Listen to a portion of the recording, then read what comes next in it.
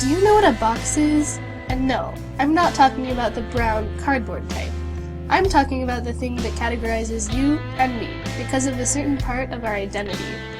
Why are you friends with the people you hang around? It's probably somewhat because you have similar interests and preferences, right? He likes punk rock, she likes art, he likes boys. We put each other in boxes all the time.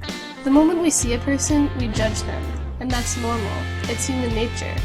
But it can be harmful to judge and put people into boxes when we don't even know them, and those boxes actually affect them. Right now, LGBT couples can only get married in 1/3 of the US.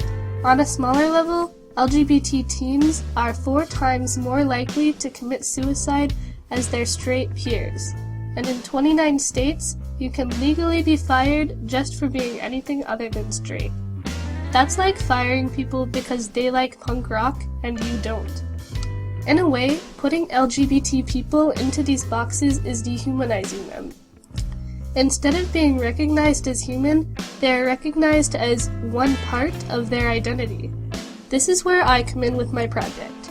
I am an amateur photographer, and I went all around Spokane with a 35mm film camera, taking portraits of youth who identify as anything other than straight. I did it to humanize the faces behind the boxes. A picture can say 1,000 words, and a face can say even more. It was my goal to take 50 pictures to simply begin dissolving the barriers between gay, straight, bi, pan, trans. In the process, I learned a lot about my own skills as a photographer, as well as my camera. The 5 out of 24 decent portraits I took dared me to keep trying, and they dared all of you to look into the faces of these human beings and tell them they deserve anything less than equality without discrimination.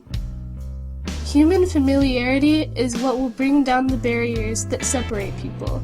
This isn't just about marriage equality or equality in the job world. This is giving people a chance to be themselves before we fit them into a box. And when this happens, I'll bet that the teen suicide rate will decrease, LGBT people won't feel insecure about their jobs, and we will have a happier community overall. You can do your part in the equation by encouraging others not to vote against the LGBT community. But more importantly, you can take the time to get to know someone before putting them into a box. After all, we are all the same, completely and totally different.